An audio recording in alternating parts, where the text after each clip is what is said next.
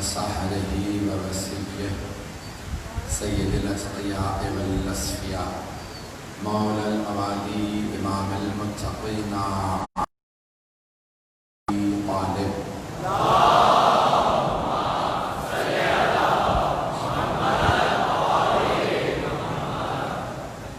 وعلى أصفيائه لا سيما بقية الله في الذين روحي وأرواح العالمين لتراب مقدمه الفدا واللعنة الدائمة على أعدائهم أجمعين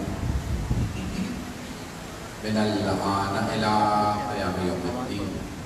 أما بعد فقد قال الله الحكيم في كتابه الكريم بسم الله الرحمن الرحيم وقال ربكم ادعوني استجب لكم ان الذين يستكبرون عن عبادتي سيدخلون جهنم داخرين. صدق الله العلي العظيم. صدق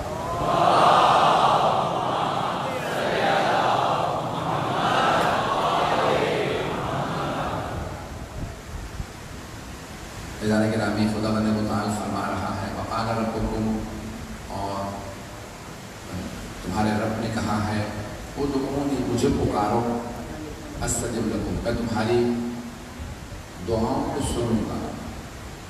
ان الذین یستکبرون عن عبادتی، وہ جو میری عبادت سے تکبر کرتے ہیں، اکڑتے ہیں، سیدخلون جہنم داخلین، وہ جہنم میں چلے جائیں گے بہت ہی ذلت کے ساتھ. تو یہاں پہ دعا کے بعد کہا ہے تکبر نہ کرو. ان الذین یستکبرون عن عبادتی، توجہ ہے، دو لفظ شاید میں نے پہلے بھی پیش کیا ہو، تکبر اور استکبار، دو لفظ، دونوں عربی کے لفظ ہیں. اردو میں دونوں کا ترجمہ تکبر کیا جاتا ہے، لیکن عربی میں دونوں کا مفہوم الگ الگ ہے. تکبر کہتے ہیں اس تکبر کو جس پہ انسان کے پاس کچھ ہو اور وہ اس پہ اعتراض، اور استکبار وہ تکبر ہے کہ جس میں انسان کے پاس کچھ نہ ہو پھر بھی اکڑے، اعتراض.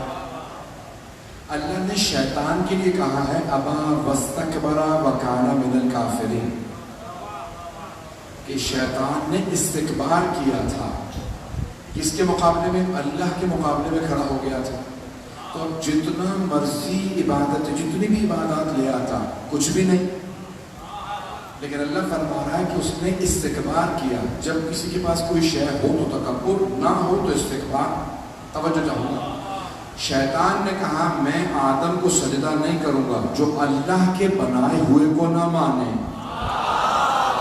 اللہ کہتا ہے یہ تکبر نہیں، استکبار ہے، اکڑ ہے.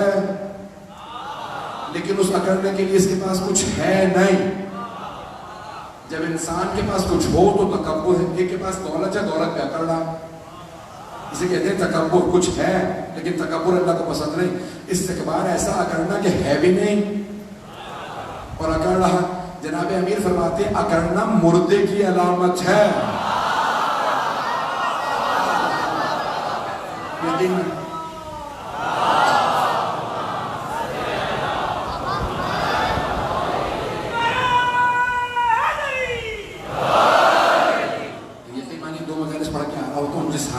مجھے پتا ہے صرف آپ کی محبت مجھ سے بڑھوا رہی ہوتی ہے، ساتھ ساتھ چلتے رہیے گا. تو مولا فرماتے ہیں اکڑنا مردے کی علامت ہے، اور اگر کسی کو اکڑنے کے بعد پشیمانی بھی نہ ہو تو پھر تو بالکل ہی مردہ. اکڑنے کی ضرورت نہیں ہے. انسان جو ہے وہ تواضع. اچھا آپ نے دیکھا جس درخت پہ پھل ہوتا وہ جھکا ہوا ہوتا، جس درخت پہ پھل نہ ہو وہ بہت زیادہ اکڑتا. یہ شیخ سعدی شیرازی، شیخ سعدی اپنا نام سن رکھا ہوگا، ایران کے بہت بڑے شاعر ہیں. وہ کہتے ہیں کہ پھل والا درخت ہمیشہ جھکا ہوا ہوگا، بغیر پھل کا درخت اکڑا کھڑا رہے گا. کہا آپ اگر جھک کے بات کرتے ہیں تو اپنے متعلق خود ہی گواہی دے رہے ہیں میں پھلدار درخت ہوں. تو انسان جو ہے تو اب دعا کے اندر کچھ آداب ہے. آج آداب دعا پیش کرنا چاہ رہا ہوں اگر سننا چاہیں. تو آداب دعا کے اندر پہلی چیز اللہ یہاں پہ قرآن میں فرما رہا ہے کہ ان الذین یستکبرون عن عبادتی. پہلی چیز یہ ہے انسان اکڑ کے نہیں مانگتا, مانگنے والا خود بخود جھک جاتا نہیں ہے. میں کیمرہ وغیرہ بنا دیتی مجھے دکھ رہے گا. تو جانے کہ اکڑنے والا نا وہ مانگ نہیں سکتا اور مانگنے والا خود ہی جھک جاتا. جب آپ مانگنے آئے ہیں نا تو انسان جھک جاتا. مولا فرماتے ہیں قرآن میں آیا ہے مانگتے رہو. ایک آدمی نے کہا مولا میرے پاس سب کچھ ہے. مولا نے کہا پھر بھی مانگتا رہے. یہ مانگنا انسان کو تواضع سکھاتا ہے. مانگنا تواضع سکھاتا ہے اور نہ مانگنے سے انسان اکڑنے لگتا ہے. سب کچھ ہے پھر بھی مانگ. بھائی محمد والے محمد سے زیادہ تو کسی کے پاس کچھ نہیں, لیکن سب سے زیادہ انہوں نے ہی مانگی ہیں. کتنی دعائیں مانگی ہیں, اس لیے مانگنا. پہلا ادب تکبر سے مت مانگے, انسان بڑے ادب سے مانگے. تو پہلا آداب دعا کے اندر تو انسان بڑے آداب کے ساتھ اہتمام کرے. کل میں نے واقعہ پیش کیا تھا, بہت سے لوگ اکڑ کے مانگ لیتے ہیں, دعا پوری ہو جاتی ہے, ثواب وہ نہیں ملتا. ثواب چاہتے ہیں تو بہت تواضع کے ساتھ مانگیے, انکساری کے ساتھ مانگیے. دوسرا آداب, چلتا رہو آداب میں دوسری شے صدقہ دے کے دعا مانگو. حدیث میں ہے صدقہ دو پھر دعا مانگو. ایک اشارہ کر دو نوجوانوں کے لیے خاص طور سے. ایک ہی مسجد کے اندر دو افراد بیٹھے دعا مانگ رہے تھے. ایک کہہ رہا تھا پروردگار 100 روپے دے دے 100 روپے دے دے. قریب ایک آدمی بیٹھا کہتا پروردگار 100 لاکھ دے دے 100 لاکھ. تو وہ جو 100 لاکھ مانگ رہا تھا اس نے کہا کہ بھائی شرم نہیں آتی میں اتنی بڑی دعا مانگ رہا ہوں, میرے ہی پاس بیٹھ کے تم 100 روپے مانگے جا رہے. اس نے کہا جس کے پاس جو نہیں ہوتا وہی مانگتا ہے. سمجھو. تو اس نے کہا پروردگار 100 روپے دے دے. اس نے جیب سے 100 نکالے, یہ لو اب چلے جاؤ تمہاری دعا پوری ہو گئی. کہا پروردگار اب ساری توجہ میری طرف ہو. توجہ. جب انسان راہ خدا میں دے کے آتا ہے دعائیں جلدی قبول ہوتی ہیں. مولا امیر کا فرمان ہے تصدق ترزق. صدقہ دو رزق نازل کروا لو. چلتے رہیے گا. صدقہ دو رزق نازل کروا لو. عزیزان گرامی ہمیشہ مولا پہلے صدقہ دیتے تھے. ایک قرآن کی آیت ہے پیش کرتا ہوں. جناب علی کی شان میں کچھ ایسی آیات ہیں جس میں کوئی نہیں ہے سوائے علی کے. یہ ایک آیت ہے, اس کہتے ہیں آیت نجوہ. نجوہ سرگوشی. اچھا اب ہو یہ گیا تھا کہ پیغمبر اسلام کے پاس بہت زیادہ صحابہ کے نام آنے جانے لگے. سوال یا رسول اللہ یہ ہو گیا وہ ہو گیا. اب اللہ تو دیکھ رہا نا میرے حبیب کو اذیت ہو رہی ہے, ضروری کام ہے تب بھی آ رہے ہیں, غیر ضروری ہے تب بھی یا رسول اللہ یہ کام ہے. اچھا پیغمبر رحمت للعالمین کسی کو کوئی شکوہ نہیں. سن رہے آواز تنگ تو نہیں کر رہے آپ. تو اب ایک مرتبہ اللہ نے آیت نازل کی کہ یا ایھا الذین آمنوا, اے ایمان والو تقدموا بین یدیکم صدقۃ. اپنے کبھی بھی حبیب سے بات کرنے کے لیے پہلے صدقہ دو پھر بات کرو. صدقہ نکالو پھر بات کرو. آیت نازل ہوئی منسوخ بھی ہو گئی. 1 مہینہ آیت رہی وہ بھی آیت قرآن میں ہے. پھر اللہ نے کہا بھئی یہ حکم منسوخ ہو گیا بغیر صدقہ دیے بات کر لو. کہ یا رسول اللہ یہ اللہ نے پہلے کیوں کہا تھا صدقہ دے کے بات کرو. کہ تاکہ لوگ تنگ نہ کریں, صدقہ نکالنا پڑے گا پھر بات کرو. کہ پھر بھی کچھ ایسے تھے نہ صدقہ نکال رہے تھے, باتیں کیے چلے جا رہے تھے کہ سوائے علی کے ہر دفعہ صدقہ دیتے اور پھر گفتگو کرنے کے لیے آتے. تو اللہ یہ چاہتا تھا پتہ چل جائے صحابہ رسول میں کون کون آیتوں پہ عمل کرتا ہے. آیتیں آتی تھی سوائے علی کے کوئی عمل نہیں کرتا تھا. لوگ ہیں یا نہیں ہیں؟ بڑے احتیاط سے بول رہا ہوں. آیات آتی رہتی تھی, عمل کرنے والے کم ہوتے تھے. جناب امیر ہمیشہ صدقہ نکالتے تھے, کہتے یا رسول اللہ میں بات کرنے آیا, یا رسول اللہ گھر تشریف لائیے, یا رسول اللہ آج ہماری طرف کھانا. توجہ ہو, بار بار صدقہ نکالتے پھر بات کرنے آتے. اور علی کو صدقہ نکالنے کا اتنا شوق تھا بہانے بہانے سے صدقے دیتے رہتے تھے. عزیزان گرامی مولا کو بھی عطا کرنے کی عادت ہے، اس لیے آپ اردو میں کہتے ہیں مشکل کشا. لیکن طریقہ ہے، آداب میں آیا ہے کہ جس کسی سے مانگو اس کا وہ واسطہ دو جو اس سے مخصوص ہو. نہیں پہنچا سکا، 14 سے بھی اگر مانگو تو ان سب کا ایک واسطہ مخصوص ہے. سوری میں روک دوں. اس سے پہلے کہ میں یہ بات پیش کروں یہ بتا دوں کہ آیا 14 سے مانگا بھی جا سکتا ہے یا نہیں؟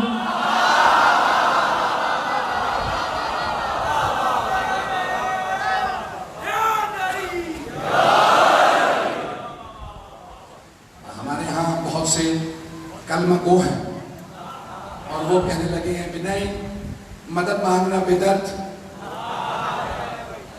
اور مردوں سے مدد مانگنا بدعت ہے، مردوں سے دعا مانگنا بدعت، پھر کوئی شے نہیں مانگ سکتے. ایک بات صحیح کہی ہے، دوسری بدعت. مردوں سے مانگنا بدعت ہے اور میں اسے شیعہ ہی نہیں مانتا جو اہل بیت کو مردہ مانوں.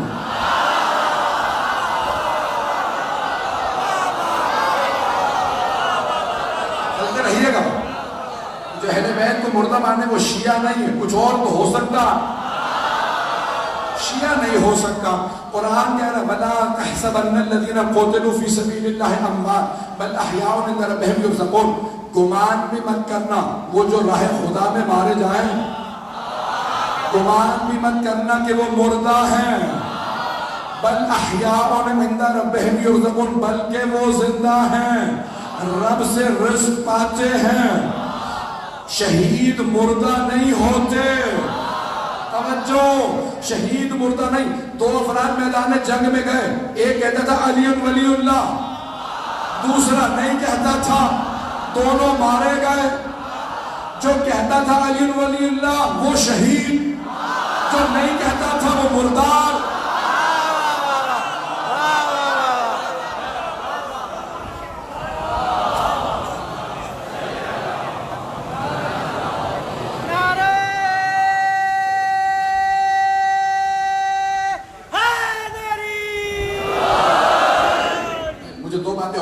یہاں پہ سے پہلے کہ 14 سے دعا مانگنے کی دلیل پیش کرو.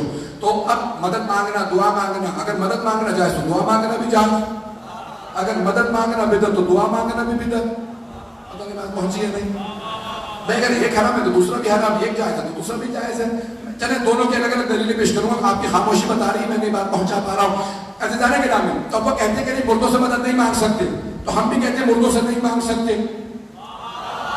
اور ہمارا یہ عقیدہ ہے کہ آل محمد مردہ نہیں بلکہ پیغمبر کی حدیث ہے. امام فخر الدین رازی نے بھی لکھی ہے اور امام جار اللہ زمخشری نے بھی لکھی ہے اپنی اپنی تفسیر میں، اور دونوں شیعہ نہیں ہیں. جو کہ پیغمبر نے فرمایا الا ومن مات علی حب آل محمد مات شہیدہ، جو آل محمد کی محبت میں مرے وہ شہید ہے. مرے شہید نہ ہو جہاں مردہ بھی شہید ہو.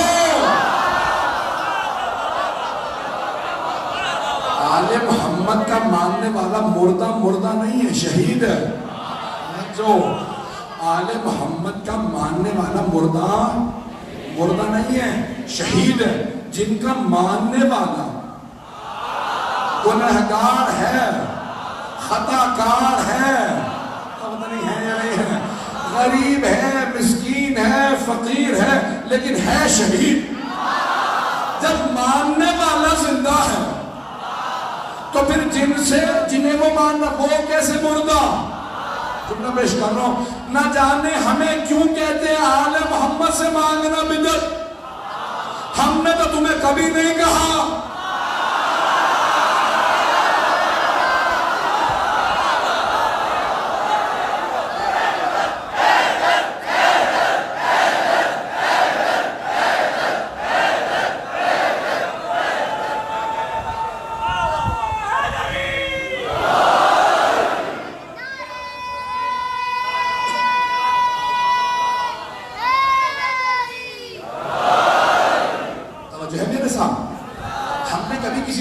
کہ بھئی آپ جن سے مانگتے ہیں ان سے مانگنا بدعت ہے. شاید 2 باتیں ہیں. ایک یہ کہ ہمیں پرواہ نہیں ہے، جس سے مرضی مانگتے پھرو. دوسرے ہمیں یہ بھی پتا مانگتے ہیں تو ہمارے والوں سے.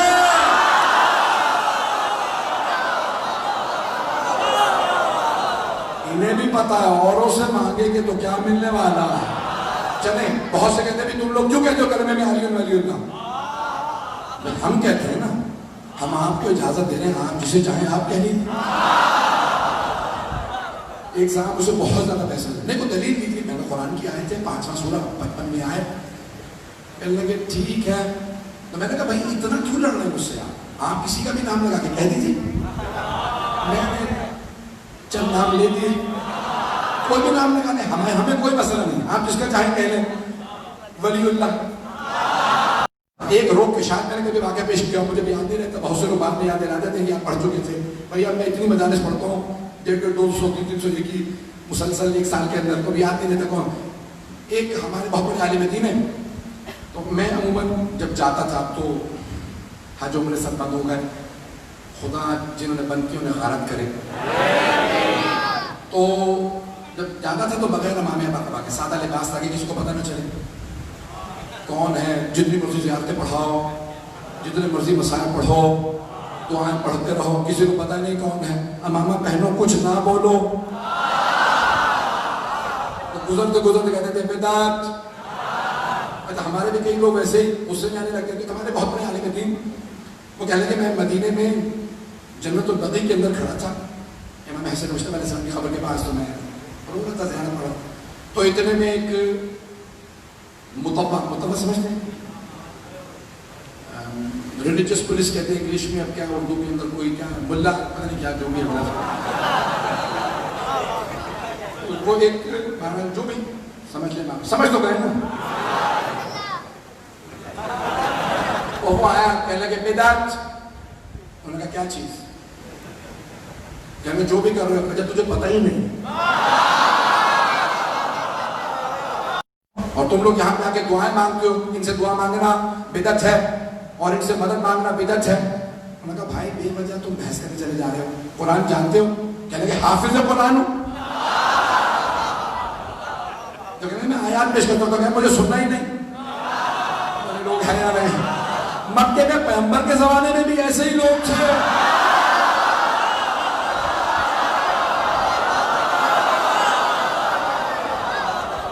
آج بھی ایسے ہی. تو مجھے سننا ہی نہیں، تو جتنی مرضی آیتیں پڑھتے رہو، میں سنوں گا ہی نہیں. تو کہنے لگے کہ میں کھڑا تھا، اس نے میرے جیب سے پین نکال کے پھینک دیا. پین قلم تھا، نکالا پھینکا. کہا اگر یہ مدد کر سکتے ہیں تو ذرا کہہ اپنے حسن سے تجھے قلم اٹھا کے دے دیں.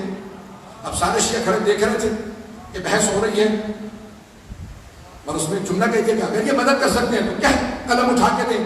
کہنے کہ اگر میں تیرے منطق کو مان لوں نا کہ حسن مجتبیٰ قلم اٹھا کے نہیں دے سکتے، تو پھر اللہ بھی نہیں دے سکتا.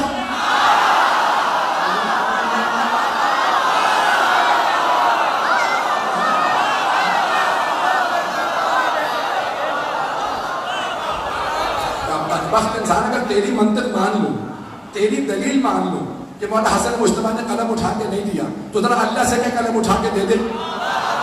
آپ چہرے پہ پورے 12 بج گئے، گھبراہٹ کا شکار. کب میں آیات پیش کرنے کا تیار ہوگا، کچھ نہیں سننا چاہتا، تو ذہن میں شک ڈال رہا. ایمان پیش کرو تو شک،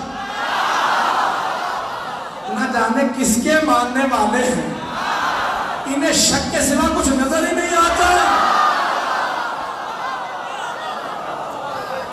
خزانہ گرامی اب آئیں تو کہا بھی کیوں مدد مانگ سکتے ہیں ان سے؟ قرآن کہہ رہا ہے مدد مانگو.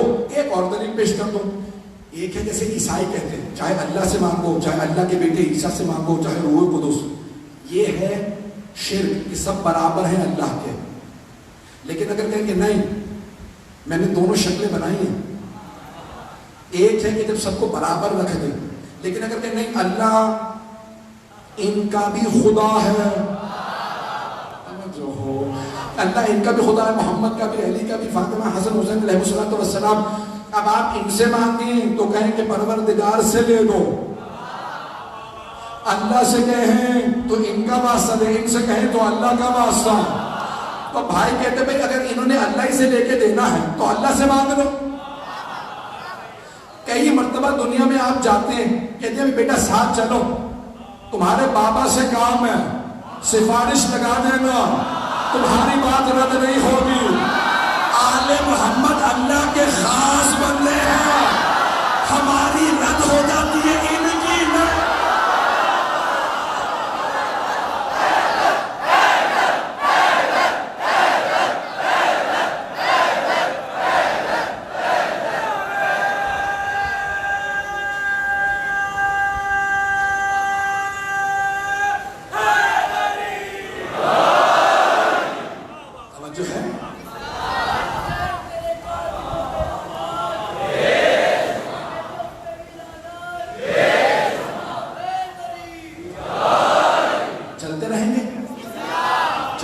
اور سننا چاہیں گے نا؟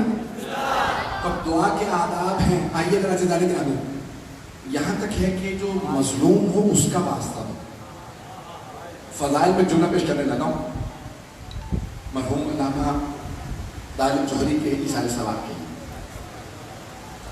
کہ ان کی روح خوش ہو جائے گی، ان کا پہلا محرم ہے کہ وہاں مولا کی بارگاہ میں پیش کر رہے ہوں گے، اور انہیں کہ نہیں تمام کے تمام جو میرے بزرگ علماء خطبہ دنیا سے چلے گئے جو مجالس پڑھتے تھے اب نہیں، ان سب کی روحوں کی خوشنودی کے لیے جملہ پیش کرنا چاہتا ہوں، سنیں گے؟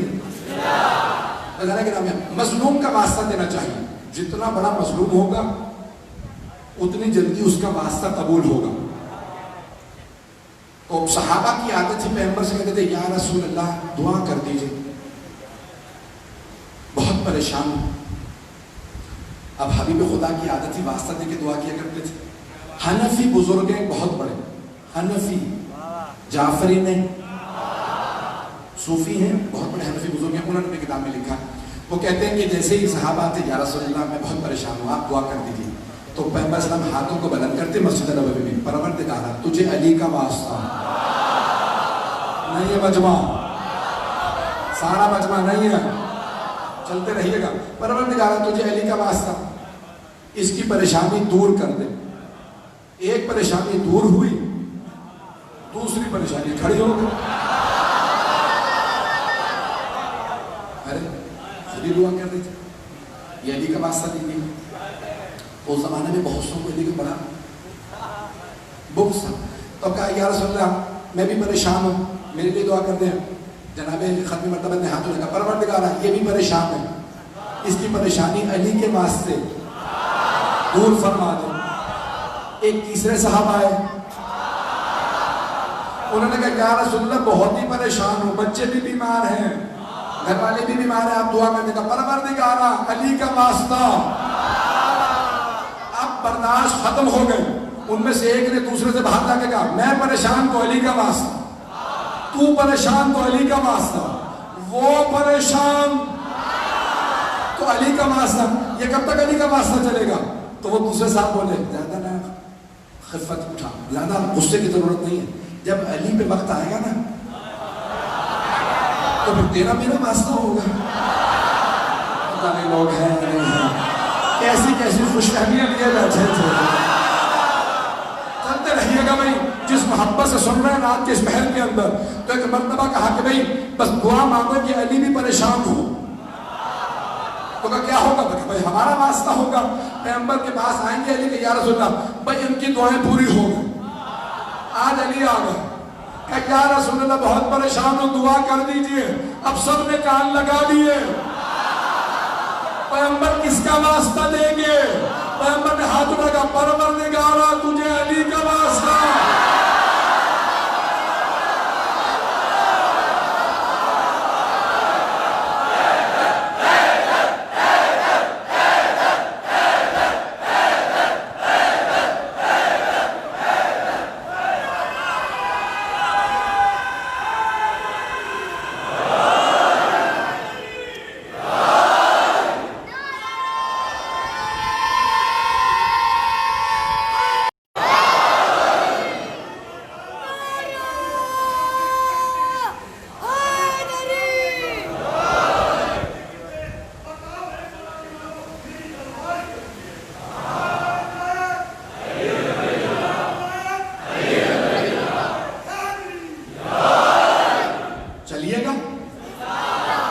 بس بھئی جیسی پیغمبر نے ہاتھوں کو بلند کیا کہ پروردگارا تجھے علی کا واسطہ، علی کی پریشانی دور فرما دے، علی کا واسطہ، یہ پریشان تو علی کا واسطہ، وہ پریشان تو علی کا واسطہ، علی پریشان تو علی کا واسطہ. یہ کب تک علی کا واسطہ چلے گا؟ ہمارا اس کا واسطہ کیوں نہیں آتا؟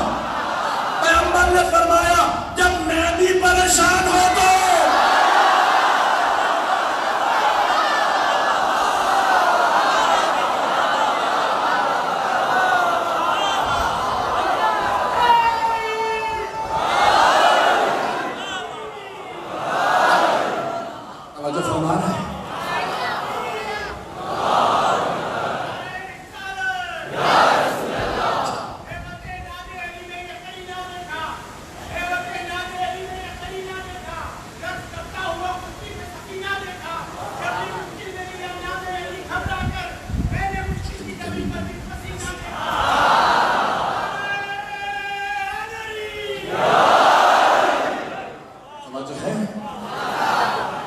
جو سب سے مظلوم ہوتا ہے نا واسطہ اسی کا دیا جاتا ہے. پیغمبر اپنی زندگی میں سمجھا رہے ہیں دیکھو علی مظلوم ہے، علی سے بغض نہ رکھنا، علی کا بغض جہنم میں لے جاتا ہے. تو عزیزانے کے نامی یہ واسطہ دے کے ہمیشہ دعا مانگے. اب جس کا بات اگر پہنچ رہی ہو تو جس ہستی سے مانگ رہے ہر ہستی کا ایک واسطہ ہے. مکمل کروں بات کیا؟ بس زیادہ وقت نہیں لوں گا. عزیزانے گرامی واسطہ دے کے دعا، آداب دعا کے اندر ہے صدقہ دے کے دعا مانگیے، صاف لباس پہن کے، دل کو صاف کر کے، اگر کوئی قریبی رشتہ دار ناراض ہو تو راضی کر کے، خصوصاً اگر والدین ناراض ہوں تو انہیں پہلے راضی کریں، مخصوصاً ماں اور باپ کو راضی کر کے دعا مانگی. دعا رد نہیں ہوگی. دعا کی قبولیت کی والدین کی رضایت بہت ضروری ہے. پیغمبر سے کسی نے کہا کہ بھئی میرے والدین راضی نہیں تھے تو کہا انہیں راضی کر لے. کہ دونوں کا انتقال ہو گیا تو کہا قبروں کا پتہ؟ کہ نہیں قبروں کا بھی نہیں پتہ کہاں ہے. تو کہا خود ہی اپنے ہاتھ سے 2 قبریں بنا، ایک کو کہ یہ باپ کی قبر ہے، دوسرے کو کہ ماں کی. دونوں قبروں سے کہے ان کے لیے قرآن پڑھ، انہیں راضی کر، تصور کر کے کہ میرے ماں باپ ہیں. نہیں پہنچا سکا، عام گنہگار ماں باپ کی قبروں کی شبیہ بنانا سکھا رہا ہے. پتہ نہیں لوگ ہیں یا نہیں ہیں. ماں باپ کا بھی انسان واسطہ دے سکتا ہے اور ان کو راضی کر. سننے چاہیں گے؟ بھائی میری ایک وصیت ہے خاص طور سے نوجوان بہت زیادہ ماشاءاللہ بیٹھے کہ کوئی بھی ازادار نوجوان ماں باپ کا گستاخ نہیں ہونا چاہیے. سب ازادار اپنے والدین کو راضی رکھیں، چاہے بزرگ ہو جوان ہو. تو ایک بات کی پابندی ہونی چاہیے، کوئی بھی والدین کے سامنے گستاخی نہ کرے، بلند آواز سے بات نہ کرے، ہمیشہ سب جھکا کے بات کرے. آپ نے دیکھا ہے نا کہ جو تواضع کے سارے سے پیش آتے ہیں اللہ انہیں بہت ترقی عنایت کرتا ہے، انہیں بہت مقام ادا کرتا ہے. اور یہاں تک حدیث میں ہے ایک آدمی نے کہا یا رسول اللہ، اور جناب امیر سے ظاہر کہا کہ جناب رسول خدا سے سننا چاہیں گے. ایسی باتوں میں بھی داد آنی چاہیے نہیں تو یقین مانیے دل ٹوٹ جائے گا میرا. تو کہا یا علی بہت دولت چاہتا ہوں، بہت دولت چاہتا ہوں. مولا نے کتنی؟ کہا اتنی کہ گن نہ سکو. مولا نے کہا جا جا کے والدین کی خدمت کر. کہا یا علی بہت نام چاہتا ہوں کہ میں گن نہ سکوں کتنے مجھے جانتے ہیں. کہا جا جا کے والدین کی خدمت کر. کہا والدین کی خدمت کر. تو پھر تیسری بات کہی، کہا یا علی لوگوں کے دلوں میں گھر چاہتا ہوں. بھائی بہت سے لوگوں کا نام ہوتا ہے لیکن لوگ انہیں چاہتے نہیں. کہ میں چاہتا ہوں لوگ مجھے چاہیں. کہ والدین کی خدمت کا 5 یا 6 چیزیں اس نے کہیں. مولا نے ہر بات پہ کہا والدین کی خدمت کا. کہ یعنی ہر چیز والدین کی خدمت میں. مولا نے کہا یہ تو دنیا ہے، آخرت بھی والدین کی خدمت سے.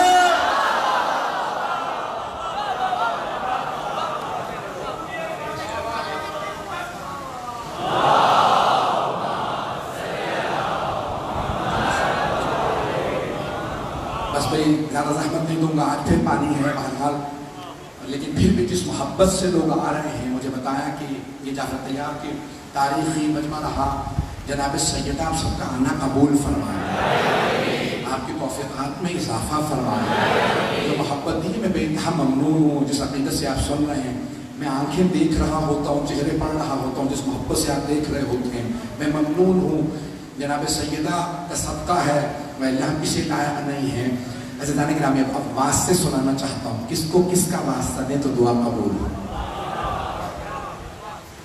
یہی میں پیش کر رہا تھا، جس کو جس کا واسطہ دیں گے تو کہیں کس کو کس کا واسطہ دیں، تو کہا ایک واسطہ ہر جگہ چلتا ہے، اللہ کے پاس بھی، رسول خدا کے پاس بھی، جناب امیر کے پاس بھی، اور باقی 11 اماموں کے پاس بھی ایک واسطہ کبھی رد نہیں ہوتا، وہ ہے سیدہ کا واسطہ۔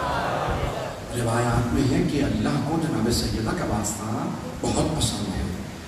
دوسرا واسطہ جناب امیر کا واسطہ کیا ہے؟ اب پہلے رسول خدا کا پیش کر دیتا ہوں، پھر جناب امیر۔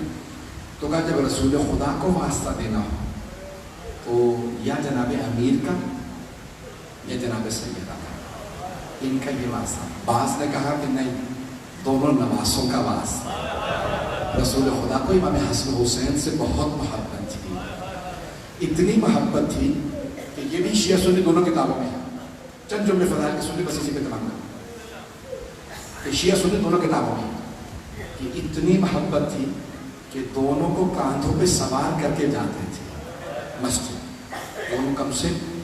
تو ایک بہت بڑے صحابی نے کہا کتنی اچھی سواری ہے، رسول خدا نے کہا واپس آ، تو نے یہ نہیں کہا کتنے اچھے سوار ہیں؟ شیعہ سنی دونوں کتابوں کے اندر رسول اسلام نے فرمایا تو نے سوار نہیں دیکھے، دونوں عاشقوں سے بہت محبت۔ جناب امیر کا واسطہ کیا ہے؟ تو روایت میں جناب امیر کا واسطہ جناب زینب کبریٰ، مولا جناب زینب کا واسطہ رد نہیں کرتے، جب بھی واسطہ دیں جناب زینب کبریٰ۔ اور جناب سیدہ کو سب علماء نے لکھا کہ جناب سیدہ کو ان کے دونوں بیٹوں کا، کہ روز قیامت بھی جناب سیدہ اللہ سے بھی کہیں گے، جب اللہ کہے گا نا سیدہ آج جو مانگیں گی دوں گا، تو بیوی کہیں گی مجھے میرے دونوں بیٹوں کی شہادت دکھا دو۔ ایک پردہ کھینچے گا، جیسے آج آپ عکس دیکھتے ہیں ویسے ہی چھٹے امام فرماتے ہیں ایک کے جگر کے ٹکڑے نظر آئیں گے اور دوسرے کی کٹتی ہوئی رگیں نظر آئیں گے۔ اب میں واپس نہیں جا سکتا، انشاءاللہ کل مکمل کروں گا، ماحول مسائل کا بن گیا۔ تو جناب سیدہ کو واسطہ دیتے ہیں امام حسن حسین کا۔ امام حسن کو کس کا واسطہ دیتے ہیں؟ علماء نے لکھا ہے کہ مولا حسن کو ان کے یتیم بیٹوں کا،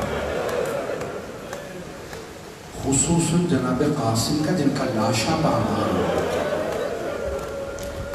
مولا حسین کو جناب علی اکبر کا، جناب علی اکبر کا، جناب عباس کو جناب سکینہ کا۔ آج مجھے بتایا ہے کہ جناب علی اصغر کا جھولا برآمد ہوگا، بس میں یہ بڑی بڑی شہادتیں پیش کرنا۔ کچھ دیر کے لیے ذرا میرے ساتھ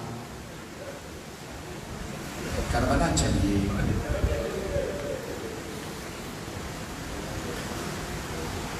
جناب علی اصغر سب سے بڑی دلیل ہے مولا حسین کی مظلومیت۔ کوئی بھی کہہ سکتا ہے جناب قاسم تلوار لے کے آئے تھے، ٹھیک ہے بچے تھے تلوار لائے، لیکن جناب علی اصغر جانتے ہیں کیا؟ ایک بہت بڑا باعث، وہ کہتا ہے کہ ہرملا تو نے ایسے بچے کو تیر مارا ہے جس بچے کو یہی معلوم ہے کہ تیر کھانے کے بعد رونا ہے یا مسکرانا ہے۔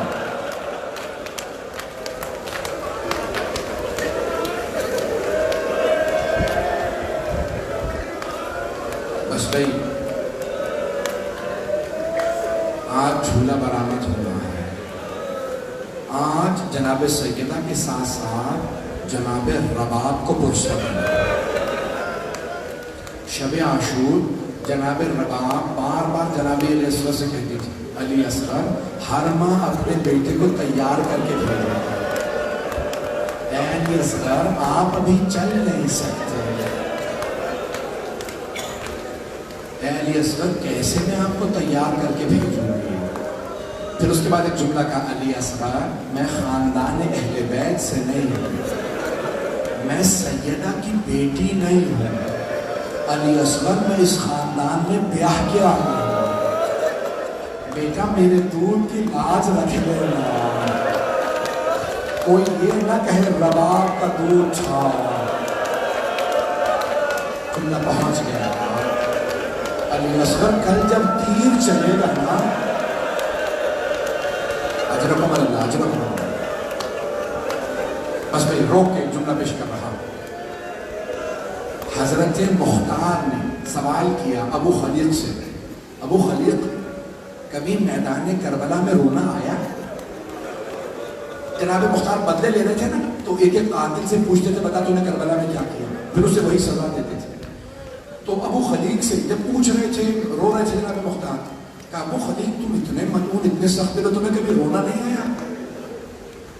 تو ابو خلیق نے کہا مختار ایک مرتبہ میں تو کیا, ساری فوج اشقیاء رو رہے تھے, سب رخ پھیر پھیر کے رو رہے تھے. جناب مختار نے پوچھا کون سا وقت تھا؟ کہ جب حسین ایک چھوٹا سا بچہ عبا میں چھپا کے لائے.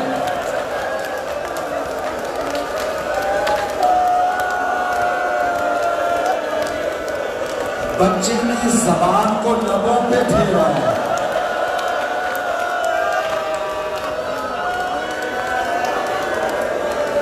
اجرکم اللہ اجرکم اللہ. پوری شہادت سن پائیں گے؟ پڑھوں؟ مجھے نہیں معلوم آپ پوری شہادت سن پائیں گے یا نہیں. بس بھائی شب عاشور ہے, ہر ماں اپنے بیٹے کو تیار کر رہی ہے. جناب علی اصغر کو جناب رباب بار بار چوم رہی ہے, پیار کر رہی, میرے لال شہداء کی فہرست میں تیرا بھی نام ہے. اگر حکومت اللہ صبح عاشور ہوئی, کبھی کوئی ماں رو رہی تھی, کبھی کوئی ماں کہتی کہ ہائے میں اجڑ گئی. بس بھئی ساری مائیں رو چکی. اب ایک مرتبہ جناب سید الشہداء نے آواز دی حل من ناصر ینصرنا, ہے کوئی جو ہماری مدد کرے؟ میری طرف دیکھیے گا, مولا حسین نے یہ جملہ بار بار دہرایا. ایک مرتبہ مولا نے جملہ ایک اور جملہ کہا, جانتے کیا کہا؟ حل من ذابن یذبون حرم رسول اللہ, ہے کوئی جو نبی زادیوں کے پردے کو بچا. بس یہ جملہ سننا تھا. ساری بیویاں بلند آواز سے رو گئی. مولا حسین واپس آئے, میرے کو دیکھیے گا, مولا حسین واپس آئے, خیمے کے باہر کھڑے ہو کے فرمانے لگے زینب ابھی میں زندہ ہوں. کیا بات ہے بیویاں اتنی بلند آواز سے رو رہے تھے؟ کہا بھیا ابھی جب آپ نے کہا تھا ہے کوئی نبی زادیوں کے پردے کو بچانے والا, علی اصغر نے اپنے آپ کو ہمارے سے ملا دیا.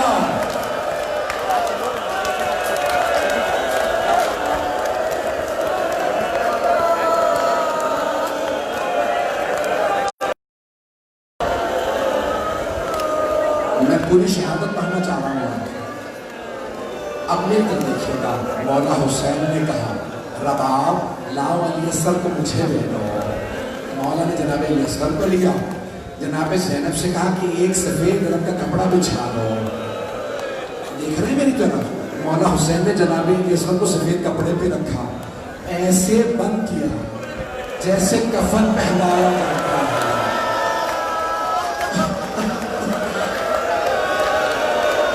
پھر فرمایا آپ دوسرے خیمے میں چلی جائیں. مولا حسین نے جناب رسول کو آغوش میں لیا. نہیں تو دیکھیے گا مولا نے اپنی ابا کے دامن میں چھپایا. جانتے ہیں کیوں؟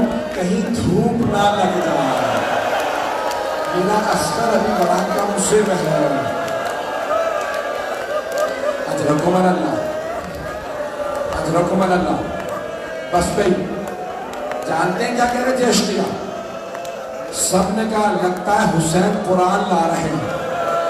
اب حسین قرآن کا واسطہ دے کے پانی مانگیں گے. ہاں بالکل صحیح کا قرآن ہی لا رہے تھے. مولا نے ابا کا دامن ہٹایا. چھوٹا سا بچہ ہاتھوں میں لیا. اگر تمہارے نزدیک مجرم ہو تو میں نے یزید کی بیعت نہیں کی. اس بچے کا کیا قصور ہے؟ میں تو دیکھے گا جناب علی اصغر نے زبان لبوں سے باہر نکالی. ایک مرتبہ زبان کو لبوں پہ پھیرا. سارے اشقیاء رونے لگے. عمر سعد نے کہا یا حرملا اقتا کلام الحسین. حرملا حسین کے خطاب کو بند کر دے. میرے کو دیکھیے گا حرملا نے تیر نکالا, کمان میں رکھا, تیر گر گیا. اس نے دوبارہ تیر اٹھایا. دوبارہ جب تیسری دفعہ تیر اٹھایا عمر سعد نے کہا حرملا سب سے سخت دل تو ہے, تجھ سے ایک بچہ نہیں مارا جاتا. حرملا نے کہا بچے کو تو میں ابھی مار دوں. جب بھی میں تیر کمان میں رکھتا ہوں ایک برقع پوش بیوی برقعے کا دامن تھامے دیتی ہے. حرملا تو بھی اولاد والا ہے.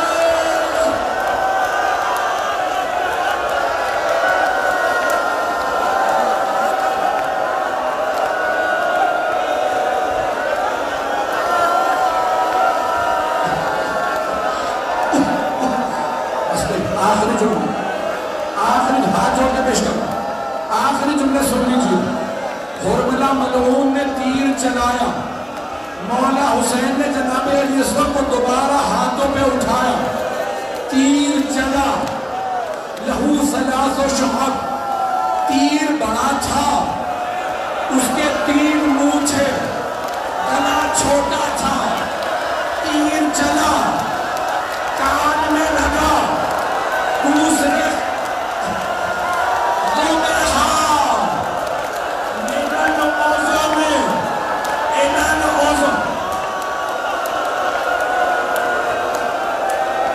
میں پڑھوں گا آخری جملہ. مولا حسین کے ہاتھوں میں خون تھا. جہاں آسمان پہ پھینکوں آواز آئی مت پھینکنا حسین, ایک قطرہ بارش کا نہ برسے گا. مولا نے جہاں زمین پہ بہا دوں زمین سے آواز آئی اناج کا ایک دانہ نہ اگے گا. پورے حسین نے علی اصغر کے خون سے داڑھی کو خضاب کیا.